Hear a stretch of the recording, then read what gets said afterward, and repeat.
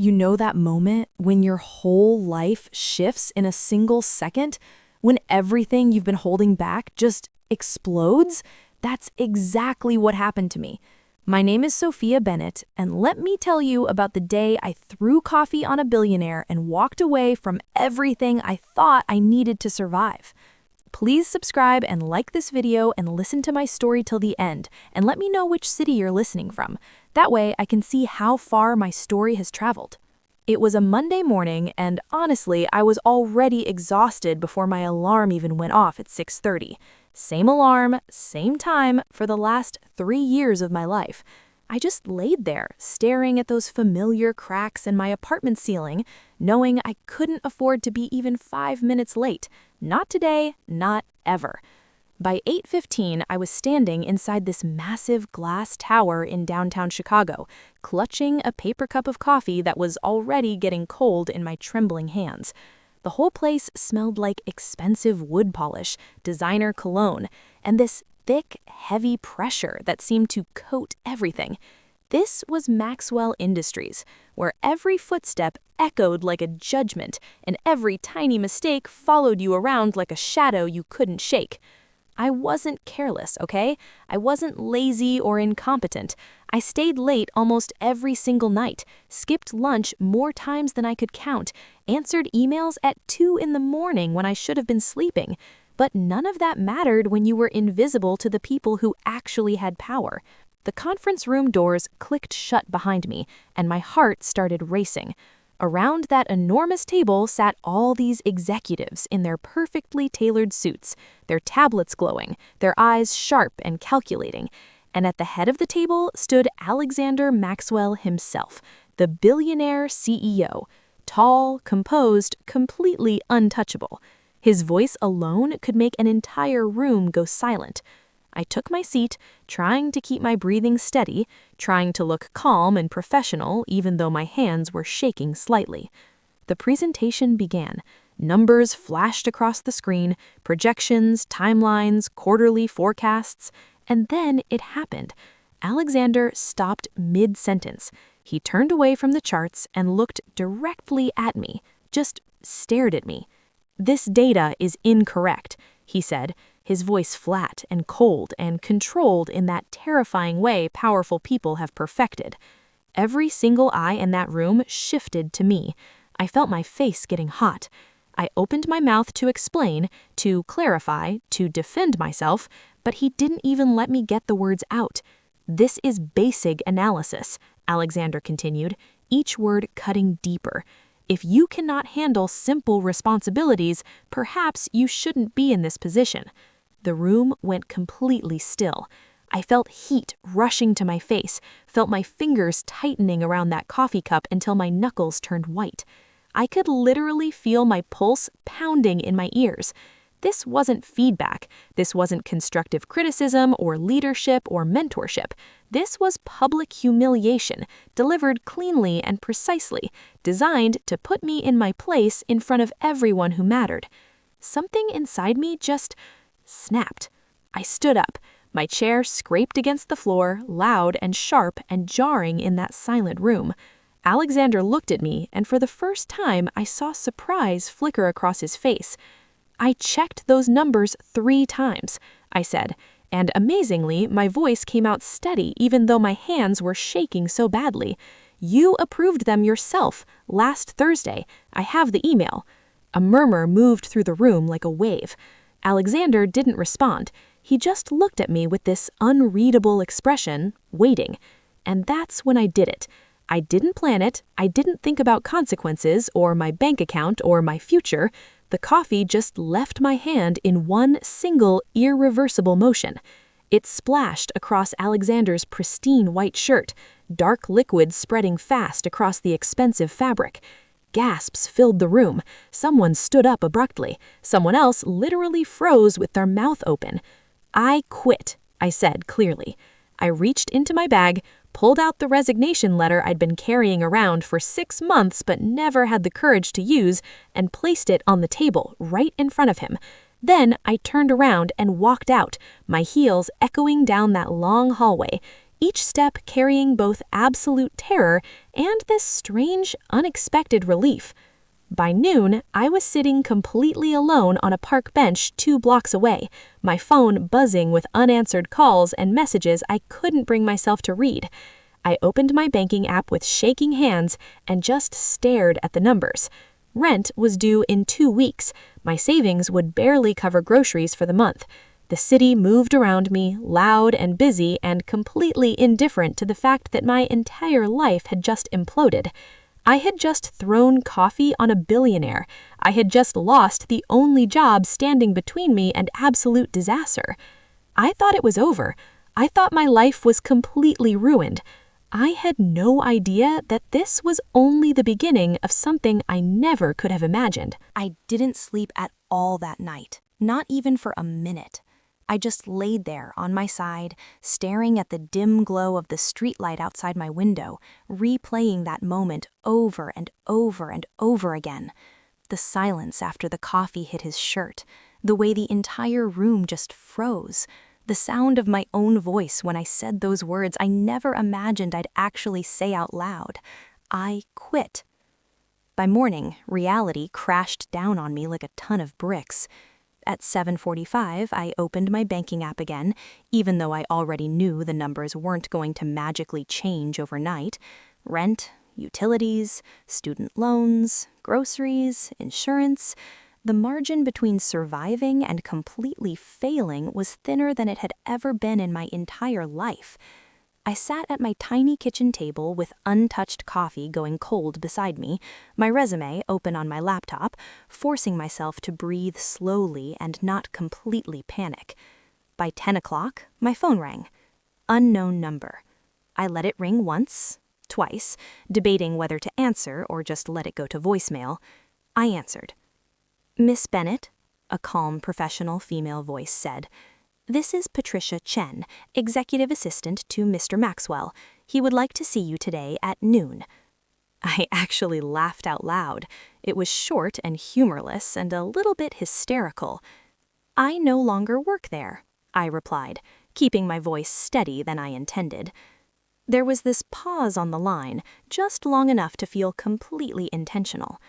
"This meeting is not regarding your former position," Patricia said smoothly. "Transportation will be arranged if you require it." The call ended before I could respond, before I could ask what this was about or tell her absolutely not or demand an explanation. At 11:45, a sleek black sedan pulled up outside my building. I stood on the sidewalk for a full minute, maybe longer, just staring at it. Every single instinct I had was screaming at me to walk away, to turn around and go back inside and pretend this wasn't happening. But another voice, quieter and so much more practical, reminded me that walking away didn't pay rent. Walking away didn't fix anything. The drive back to Maxwell Industries felt completely surreal, like I was stepping backward into a nightmare I'd already lived through and escaped. When I entered the building, nobody stopped me. Nobody stared or whispered or pointed. It was as if yesterday had been completely erased from existence. I was escorted to a private office on the top floor that I'd never seen before. Floor-to-ceiling windows, leather chairs, silence so thick I could feel it pressing against my chest. Alexander Maxwell stood by the window with his back to me. His shirt was different now, crisp and immaculate and pristine white. There was absolutely no trace of coffee anywhere. "You asked to see me," I said, breaking the silence because I refused to just stand there waiting. He turned slowly.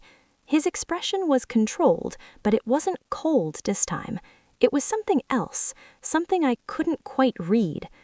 "Sit," he said. I didn't move.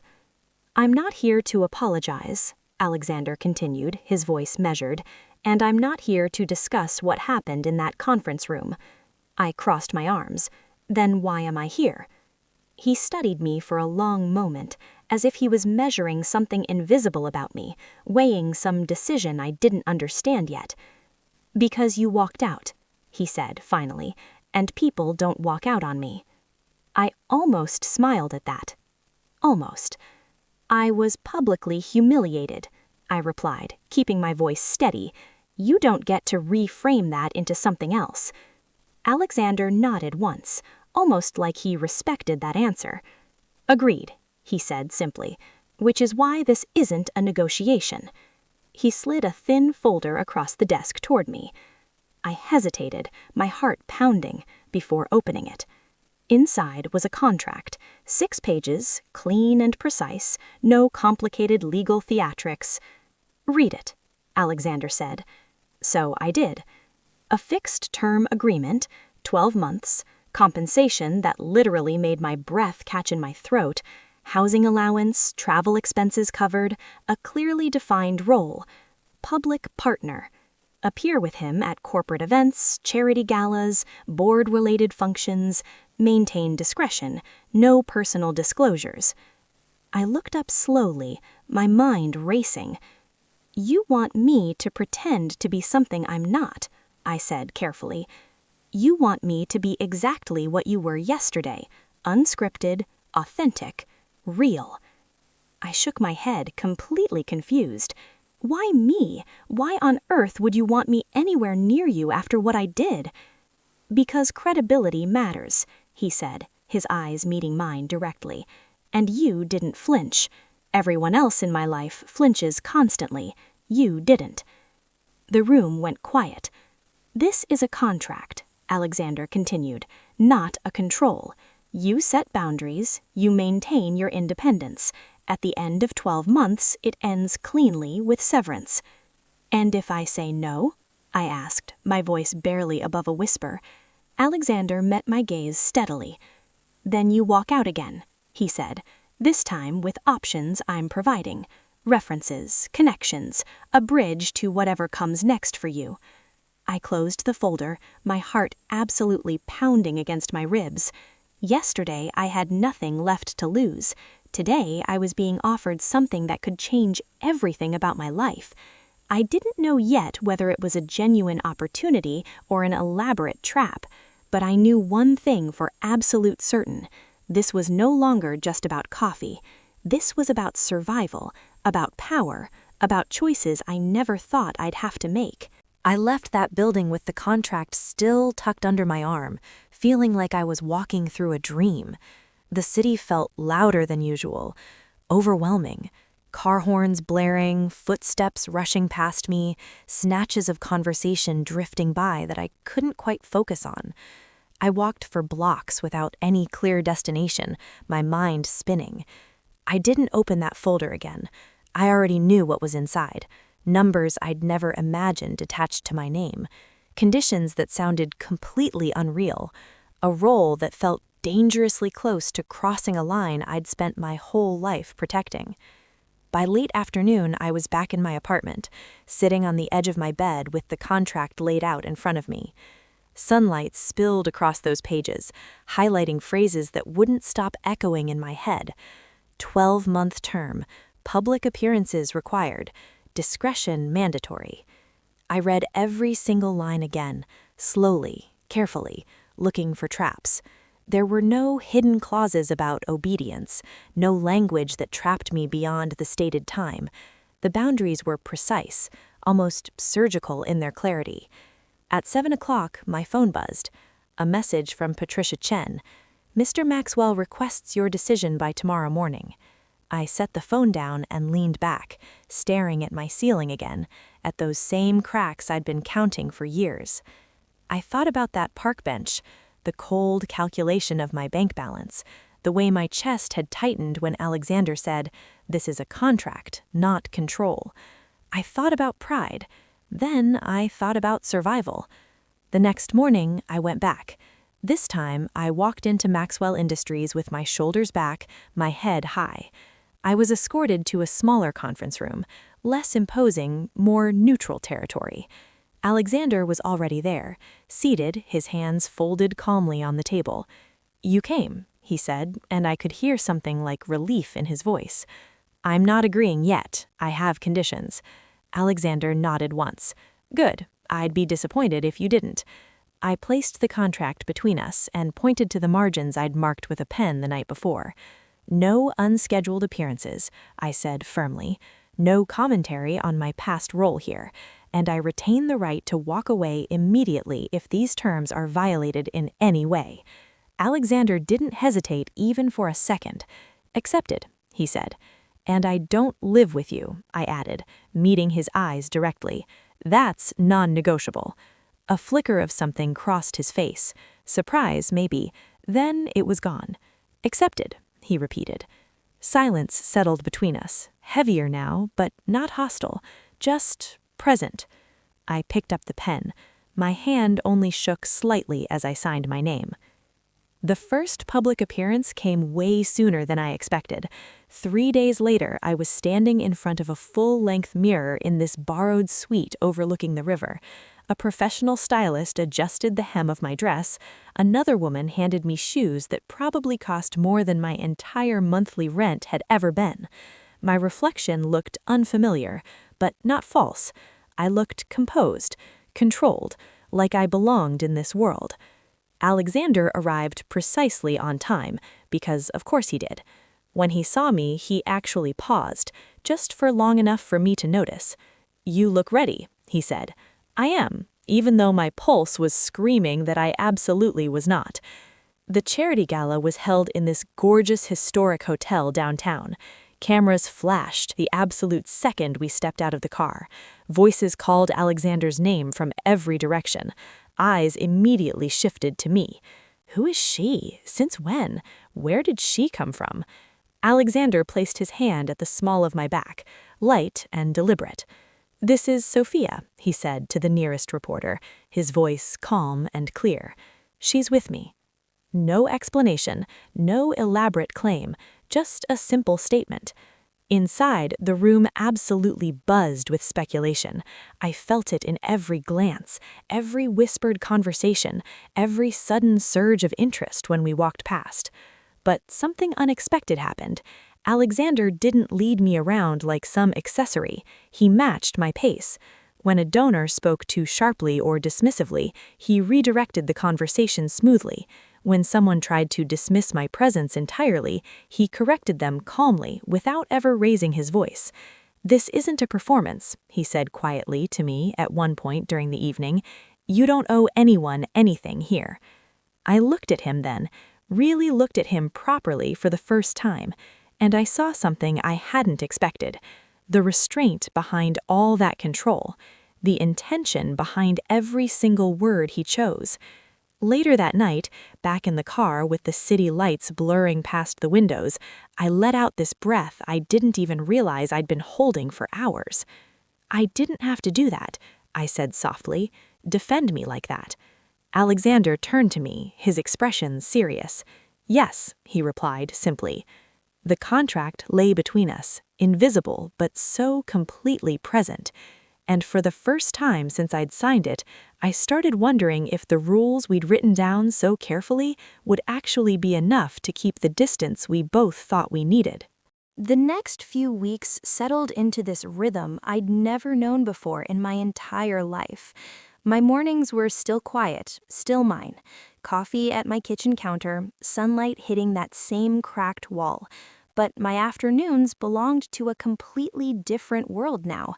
Meetings I attended only as an observer, dinners where my presence somehow shifted the entire room before I even said a single word. I learned quickly when to speak and when silence carried so much more weight than anything I could say. Alexander never rehearsed me, never corrected my tone or told me how to stand or what to say. The only rule he repeated was devastatingly simple. "Don't shrink," he told me once as we waited backstage before a corporate foundation event. "If someone underestimates you, let them. Then prove them wrong." At first, I thought this whole arrangement would feel like pretending, like wearing a costume that didn't fit. But the longer it went on, the more I realized how little I was actually being asked to fake. At a board reception in New York, this investor dismissed me as purely decorative, barely even looking at me when he spoke. Alexander didn't raise his voice, didn't make a scene. He simply turned to me calmly and asked my opinion on the foundation's expansion strategy into underserved communities. I answered thoughtfully, drawing on everything I'd learned in my actual role before all this happened. That investor didn't interrupt me again, didn't dismiss me again either. Late one evening, after this incredibly long dinner that left my feet absolutely aching and my patience worn completely thin, I sat beside Alexander in the back of the car. Rain streaked the windows, turning the entire city into blurred lines of light that looked almost beautiful. "You use silence like a weapon," I said quietly, watching his reflection in the glass. Alexander glanced at me. "I used to use control," he replied, his voice softer than usual. "Silence came later, after I learned control only worked temporarily." I didn't ask what he meant by that. I was beginning to understand that Alexander Maxwell was a man shaped entirely by restraint, not impulse. Every decision measured, every emotion carefully contained. Almost. The shift came on a random Tuesday night. We were returning from a charity planning meeting when the car stalled at a red light. Alexander leaned back, loosened his tie slightly, and exhaled like he'd been holding tension for hours. "I never thanked you," he said suddenly. "For what?" I asked, genuinely confused. "For staying," he replied, turning to look at me directly. "Most people don't, not when things get complicated." The words just hung there between us in that quiet car. "This is still a contract," I said carefully, reminding both of us. "Yes," Alexander said, "but it didn't have to become easier. It didn't have to become this." I looked at him then, really noticing for the first time the faint lines near his eyes, the tension he so rarely allowed himself to release around anyone. "You humiliated me," I said, not accusing him, just stating a fact we both knew was true. "I know," he answered immediately, and I was wrong, completely wrong. It was the first real apology he'd offered me. No justification, no defense, no excuse. The car began moving again, continuing through the rain-soaked streets. That night, I lay awake longer than usual, but not because I felt trapped anymore. It was because something unexpected and honestly terrifying had begun to surface between us. Trust. The next real test came way sooner than either of us expected. At this high-profile gala in San Francisco, a journalist literally cornered me near the terrace, her voice sharp, her camera light glaring directly in my face. "Are you here because of a genuine relationship or because you were fired and needed leverage over your former boss?" The question cut clean and deep. Before I could even formulate a response, Alexander stepped forward calmly and said, "That will be enough," his voice controlled but absolutely firm. "This event is about the foundation's work, not baseless speculation." "But is she your employee?" the reporter pressed, refusing to back down. "Is this a professional arrangement?" Alexander didn't hesitate for even a second. "No," he said clearly, "she's here because I asked her to be. Nothing requires explanation." The exchange ended right there. Later, as we stood overlooking the bay with the city lights reflecting in the water, I finally spoke what I'd been thinking. "You could have shut that down differently," I said quietly. "You deliberately chose not to." Alexander nodded. "Power only works if people believe they owe you explanations. I don't." I turned to him, the city lights reflecting in my eyes. "And what do you owe me?" I asked, my heart pounding. Alexander was quiet for this long, heavy moment. "Honesty," he said finally, "and a choice. Always a choice." That was the exact moment I realized the contract was changing, even if the actual paper hadn't. What had started as protection was turning into something far more dangerous, connection, and neither of us had written any rules for that. The tension finally broke in a place I absolutely didn't expect. It wasn't during some glamorous gala or tense board dinner or in a room full of strangers waiting for us to make a mistake. It happened on a quiet Sunday afternoon inside this modern apartment overlooking the river, Alexander's apartment. We were there for a completely practical reason, a donor dinner scheduled for later that evening. Weather delays. Time to wait it out. I stood near these massive windows, watching boats move slowly across the water.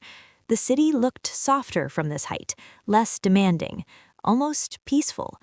Alexander loosened his jacket and set it aside, something he rarely did in front of anyone. "You can sit," he said, gesturing toward this ridiculously expensive-looking couch. "I'm fine, though honestly, my feet were killing me in these heels." I turned to face him directly. "This can't keep pretending nothing is changing," I said, my voice steady but my heart racing. "We're crossing lines that weren't anywhere in that contract." Alexander didn't deny it, didn't deflect. "I know," he said simply. "Then say it," I pressed, taking a step closer. "Say what this is actually becoming." Alexander walked closer to me but stopped deliberately short of invading my space. He kept his distance intentionally, respectfully. "When I made you that offer," he said carefully, "it was about control, damage containment, optics, managing a situation." I nodded, waiting. "And now?" I whispered. "And now," he continued, his voice dropping lower, "it's about not losing you, not wanting to lose you." The honesty landed heavier than any dramatic declaration ever could have. I felt my chest physically tighten. "You don't get to decide that alone," I said, quietly but firmly. "I'm not trying to," Alexander replied immediately. "That's why I haven't touched you. That's why I haven't asked for anything beyond what we agreed to." I searched his face carefully, looking for manipulation, for strategy, for some hidden angle. I found only restraint, only honesty. "I won't be owned," I said, my voice shaking slightly. "Not by a contract, not by money, not by feelings that don't respect my ability to choose." Alexander nodded seriously. "Then don't be," he said simply. Silence filled that entire apartment.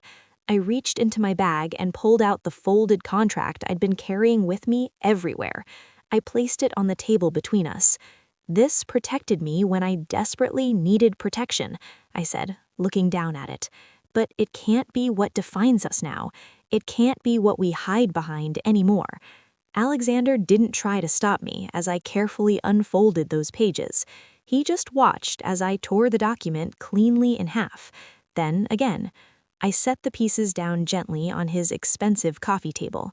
"If this continues," I said, my voice steady and clear, "it happens without guarantees, without contracts, without safety nets." Alexander exhaled slowly, like he'd been holding his breath for weeks, maybe months. "Then let me be absolutely clear," he said, stepping just slightly closer. "If you walk away today, I won't follow. I won't manipulate or pressure or try to change your mind. If you stay, it's only because you choose to. No offers, no leverage, no debt." I stepped closer to him then, closing the distance I'd been keeping so carefully. "For the first time," I said softly, "that actually sounds like respect." That evening, we arrived at the donor dinner separately. No cameras waiting outside, no questions being shouted, no speculation or whispers. Inside, the atmosphere was warmer, quieter, more genuine somehow. When Alexander joined me at the table, he didn't place a possessive hand on my back, didn't signal ownership or control or any kind of claim. He simply sat beside me, like an equal. Later, as we walked out into the cool night air, I stopped beneath the soft glow of these beautiful streetlights. "I asked you once why I didn't flinch," I said, looking up at the lights instead of at him. "Yes," Alexander replied, waiting patiently. "It's because I learned a long time ago that staying silent costs so much more than walking away," I continued, finally meeting his eyes. "I stayed this time because you finally didn't ask me to disappear into your shadow. You didn't ask me to be smaller." Alexander met my gaze steadily. "I'm not asking you to stay now either," he said, quietly. "I'm asking you to choose, freely, completely freely." I smiled then, small but absolutely certain. "I already did," I whispered. We didn't touch, we didn't rush into anything dramatic, but as we walked side by side through the city, the space between us no longer felt like a contract or an arrangement or a protective barrier. It felt like genuine possibility. The fallout didn't arrive loudly or dramatically. It came quietly, disguised as concern and careful professional distance. 3 days after that donor dinner, I started noticing the shift immediately. Emails that used to include my name suddenly didn't anymore. Invitations arrived late, if they arrived at all. When I entered rooms with Alexander, conversations would pause, then resume with this overly careful politeness that felt completely fake. Something was definitely moving beneath the surface. The confirmation came on a Thursday morning when I was scrolling through my phone. A headline appeared from a major business news outlet I recognized immediately. CEO's mysterious companion raises serious ethics questions at Maxwell Industries. My chest absolutely tightened. The article didn't directly accuse anyone of anything specific. It didn't need to. It just framed questions, suggested implications, recalled the coffee incident in vivid detail, quoted anonymous sources who hinted that my presence was purely strategic and completely self-serving. By noon, the board had requested an emergency meeting. Alexander didn't ask me to attend. "You should stay away today," he said over the phone, his voice calm, but I could hear the tension beneath it. "This is my responsibility to handle." "That's not your decision to make alone," I replied firmly. "This is my company. I'll handle it. I'll protect you from this." I hung up and just stared at my wall, my mind racing. By late afternoon, the story had spread everywhere. Another outlet picked it up, then another, then another. The narrative sharpened with each retelling. Speculation became assumption. My name trended briefly on social media, completely stripped of context, reduced to pure implication and judgment. I went back to the building anyway. Security actually hesitated before letting me through, exchanging uncomfortable glances. The boardroom's doors were firmly closed. I waited outside, listening to muted voices rising and falling behind that thick glass. I couldn't hear the actual words, but I absolutely recognized the tone. Pressure, calculation, risk assessment, damage control. When those doors finally opened, Alexander stepped out alone. His expression told me absolutely everything I needed to know. "They want you gone," he said quietly, his voice tight. "Not because you did anything wrong, because you're effective, because you matter." I nodded slowly. I had expected exactly that. "They believe my judgment is completely compromised," Alexander continued, running a hand through his hair in frustration. "They're wrong, but belief isn't something you can just argue away with facts." I looked at him steadily, my heart breaking a little. "This all ends if I walk away," I said softly. It wasn't a question. "Yes," Alexander replied honestly, "at least for now. At least publicly." I exhaled slowly, feeling the weight of it all. "This isn't the first time someone has tried to erase me to protect their own comfort," I said, my voice shaking slightly. "But it will be the last time I pretend it doesn't hurt like hell." Alexander reached out toward me, then stopped himself deliberately. "I will fight this," he said intensely. "I will fight them on this." "And you'll lose," I replied, meeting his eyes. "Not because you're wrong, because they know how to wait. They know how to pressure. They know how to win these battles." Silence settled heavily between us. "I'll step back," I said finally, publicly, immediately. Alexander shook his head firmly. "I didn't ask you to sacrifice yourself for this, for me." "You didn't," I agreed, my voice barely above a whisper. "I'm choosing it." I paused, gathering my courage. "Not for you," I added clearly, "for myself, for my own integrity." That evening, a short, carefully worded statement was released. Sophia Bennett will no longer attend public events alongside Alexander Maxwell. No further explanation will be provided. The reaction was immediate and predictable. Praise from the board, relief from nervous investors, complete silence from Alexander. Days passed without any contact between us. I returned to my apartment, to the quiet I'd almost forgotten existed. I started applying for work again.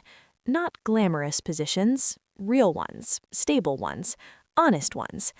At night, I lay awake wondering if I'd completely mistaken restraint for actual commitment, wondering if I'd been naive about everything.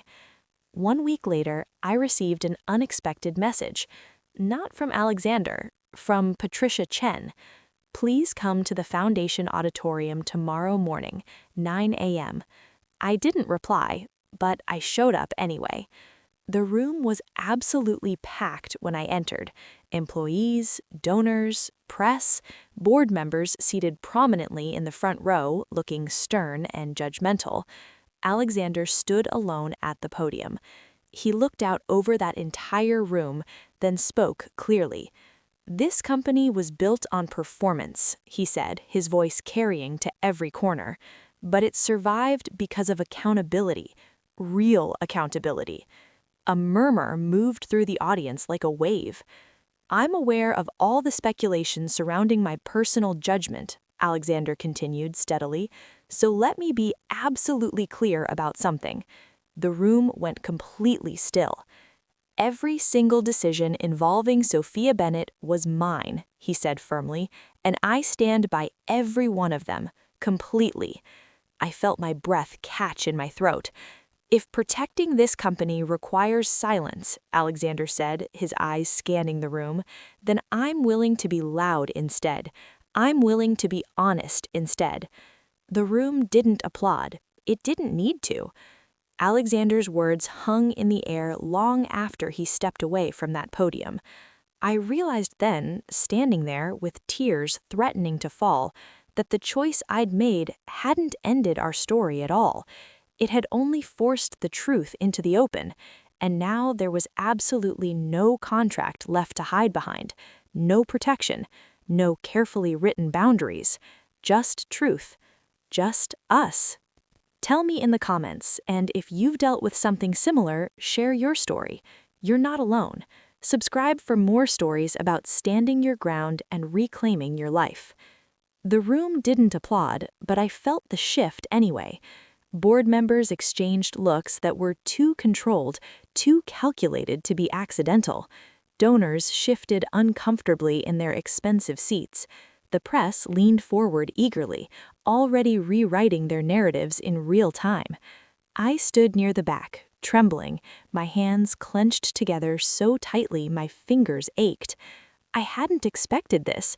Not now. Not like this. Not this public declaration. Alexander had chosen visibility over safety, and there would absolutely be consequences. They came so quickly it made my head spin. Within 48 hours, the board issued a formal notice. Not public yet, not quite yet. It cited governance concerns, reputational risk, the need for stability during a sensitive financial quarter. The language was careful and corporate, but the message was brutally clear. Alexander was being cornered, trapped. He called me that evening, and his voice sounded tired for the first time since I'd known him. "I shouldn't have done that without warning you first," he said quietly. "You told the truth," I replied, my voice breaking slightly. "That matters more than anything." "It may cost me control of the company," Alexander said, and I could hear something raw in his voice. I closed my eyes, fighting back tears. "Then you need to let me go," I said softly, my heart absolutely shattering. "That's not what I want," Alexander said, his voice rough. "I know," I replied, tears streaming down my face now. "But this is so much bigger than us. This is your entire life's work." The board meeting the following week was completely closed doors and absolutely final. Alexander emerged hours later to waiting cameras and endless speculation. His expression revealed absolutely nothing. The official statement followed before nightfall, carefully worded and devastating. Alexander Maxwell will step back from day-to-day leadership pending an internal review. It was temporary, they said. Everyone understood exactly what that actually meant. The next morning, I found myself standing outside Maxwell Industries once more, that massive glass tower reflecting a version of my life I no longer lived. I didn't go inside. I didn't need to anymore. Alexander met me later that day in this quiet cafe far from downtown. No suits, no assistants, no cameras, just two people who'd lost almost everything. "I'm going to lose this fight," he said plainly, no pretense at all. I studied his face carefully, searching for regret. I didn't find it. "Do you regret speaking the truth?" I asked quietly. "No," Alexander said immediately, firmly. "I regret waiting so long to do it." I nodded, fresh tears threatening. "This is where we stop pretending any of this is simple," I said, my voice shaking slightly. "If I stay anywhere near you now, everything you say will be questioned. Everything you do will be filtered through me. I'll become the weapon they use against you." Alexander leaned forward, his eyes intense. "I'm not asking you to stay," he said clearly. "I'm asking you not to disappear completely from my life." I swallowed hard, trying not to completely break down. This is the part where love stories usually lie, where someone promises it will magically be different somehow. Alexander didn't interrupt. He just listened. "I can't be your shield," I continued, wiping tears away roughly. "And I absolutely won't be your weakness. I won't be the thing they use to destroy everything you've built." Silence stretched between us, heavy and honest, and so painful I could barely breathe. "Then what are you saying?" Alexander asked, his voice barely above a whisper. I met his eyes, letting him see everything I felt. "I'm choosing distance," I said, my voice breaking completely. "Not because I doubt you, not because I don't love you, but because I respect both of us too much to let this destroy you." Alexander sat back slowly, like I'd physically struck him. "For how long?" he asked hoarsely. "For as long as it takes for you to stand completely on your own, without me being used as a weapon against you." I stood up on shaking legs. "This started with a contract," I forced the words out. "It became something real because you learned to let go of control. This is the last test of that, the hardest test." Alexander didn't reach for me, even though I could see how desperately he wanted to. "I won't follow," he said quietly, his voice thick with emotion. I nodded once, my vision blurred with tears. As I walked away, I felt the weight of this decision settle deep into my bones. This wasn't some dramatic movie exit. There were no promises shouted across the street, no last desperate touches, no dramatic music swelling. Just choice. Just love expressed through letting go. And for the first time in my entire life, it hurt precisely because it mattered so completely. Behind me, Alexander watched me disappear into the crowd, knowing that if he truly respected me, if he truly loved me, he had to let me walk away, even if it meant facing absolutely everything alone. The distance didn't make things quieter at all. It made everything devastatingly, painfully clearer. Weeks passed slowly, each one feeling like a year. Headlines shifted and changed. The internal review moved forward with the slow, grinding precision of corporate politics. Alexander remained visible but carefully restrained, his authority clipped, his presence measured and controlled. He attended meetings without comment, gave no interviews, let speculation exhaust itself naturally. I watched from the distance I had chosen, the distance that was killing me slowly. I returned to work on my own terms, consulting for this small nonprofit in the city, the kind of place that valued genuine impact over polished optics. The pay was modest, the work was real and meaningful. For the first time in months, I felt grounded again. Still, some nights I lay awake wondering if restraint alone could possibly hold against a system designed to wear people down until they broke. The turning point came completely unexpectedly. An internal memo leaked somehow. not to the press at first, but directly to employees throughout the company. It outlined this pattern of board decisions made quietly over years, compromises, silenced concerns, optics valued over genuine accountability. Alexander's name appeared often throughout the document, but not as the cause, as the counterweight, as the one person who had consistently pushed back. By the time the story reached the media, it had completely changed shape. This was no longer about some mysterious companion or a coffee incident or personal judgment. It was about leadership, about integrity, about who had actually spoken up and who had benefited from silence. The board reacted defensively, far too defensively. An independent audit was announced within days. Alexander was called to testify before the review panel. He didn't bring lawyers to speak for him this time. He spoke himself, clearly and honestly. "I made mistakes," he said plainly, "but not the ones you're accusing me of. If my leadership is being questioned, it should be questioned for what I tolerated before I learned better, before I found my voice." The room listened, actually listened. Outside the company, support began forming where it hadn't existed before. Employees shared stories anonymously, then openly. Donors started asking different questions, harder questions. The foundation publicly reaffirmed its complete trust in Alexander's direction. I learned about the hearing from a message that arrived late one evening, from Alexander. "No pressure," it read simply, "but tomorrow they announce the outcome. I'd understand if you don't want to be there." I stared at that screen for the longest time before replying. "I'll be there," I finally wrote, "in the audience." The auditorium was absolutely packed the next morning. This time, I took a seat in the open, not hidden at the back.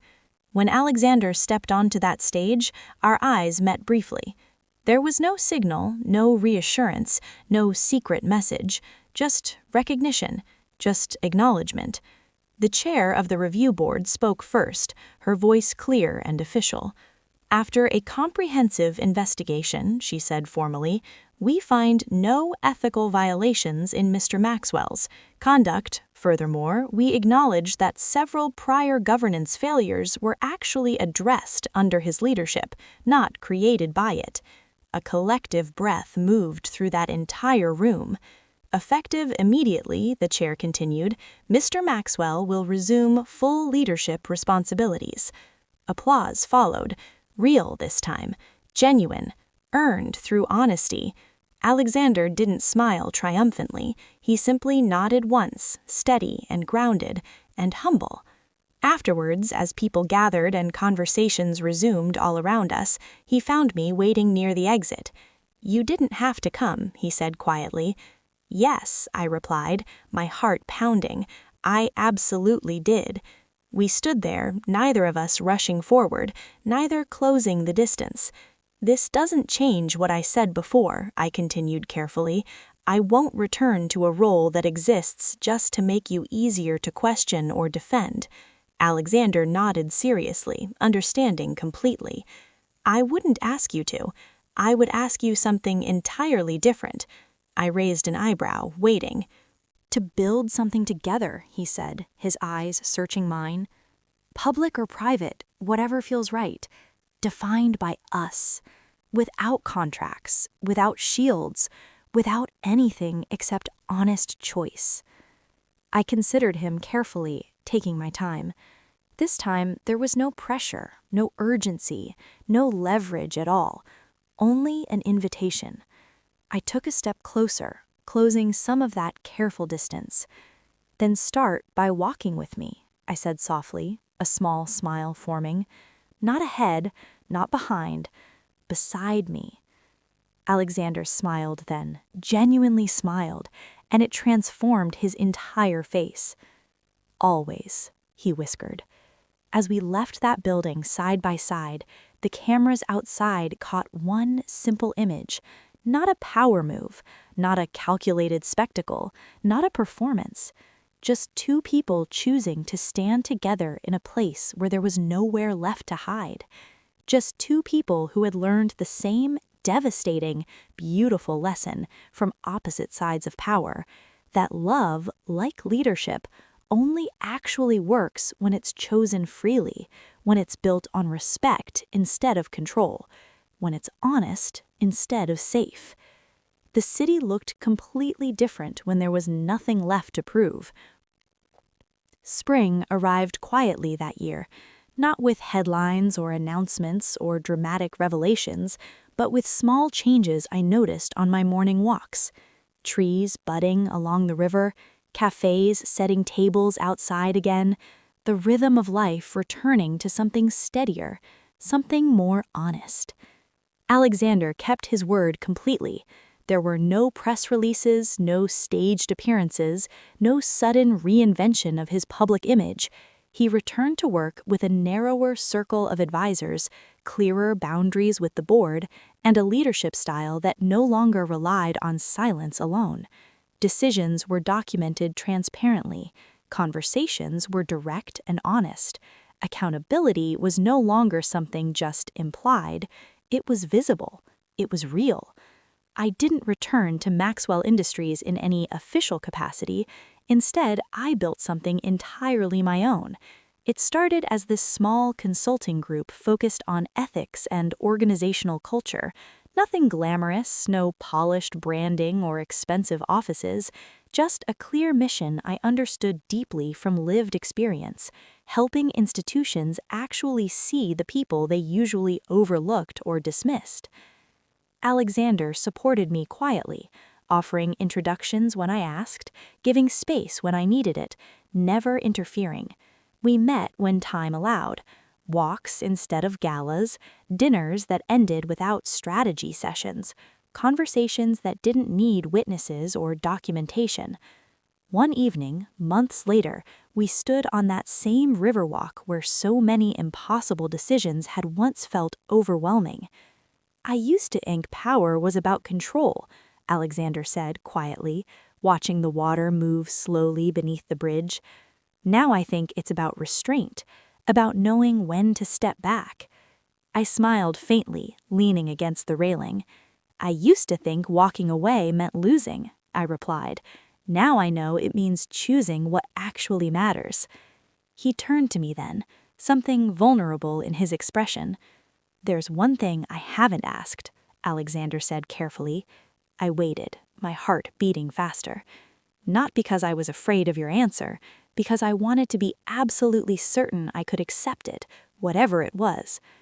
I met his gaze, calm and completely unguarded. "Ask," I said simply. Alexander reached into his jacket pocket and pulled out this small object, not a ring, not yet, just a simple key.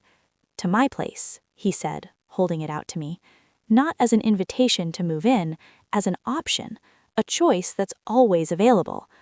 I took it slowly, feeling the weight of something offered without any expectation. "I'm not asking you to move in," Alexander added quickly. "I'm asking if you want a place in my life that doesn't require permission or justification or explanation." I closed my fingers around that key, feeling its solid weight. "This time," I said softly, "it feels like respect, like genuine partnership." They didn't rush the next steps. They never needed to anymore. When they finally did stand together in public again, it wasn't at some glamorous gala or important board meeting. It was at the opening of my first major independent project, a community initiative pairing ethical leadership training with local mentorship programs for young professionals. Alexander stood in the back, unnoticed by most people there. He didn't step forward until I invited him. "This is Alexander," I said simply to the gathered crowd. He believed in this work before it was safe to, before it was convenient. Applause followed, not for him personally, for the work, for what it represented. Later that night, as we walked home beneath those quiet streetlights I'd come to love, I laughed softly. "You know," I said, "this entire thing started with a cup of coffee." Alexander smiled, that genuine smile I'd fought so hard to earn. "And a resignation," he replied. "And a contract," I added, remembering. which you tore in half, he said, his voice warm with the memory. I stopped walking and turned to face him directly, right there under the soft glow of the streetlights. That was the moment everything became real, I said seriously, when I stopped being protected and started being genuinely respected, when you stopped trying to control and started learning to trust. Alexander took my hand gently, without any urgency or possessiveness. This is the only version of us I ever wanted, he said quietly. No contracts, no leverage, no humiliation left unresolved or unaddressed. Just two people who learned the same impossible lesson from opposite sides of power. That love, like leadership, only actually works when it's chosen freely. When it's leadership, like love, only works when it's chosen freely.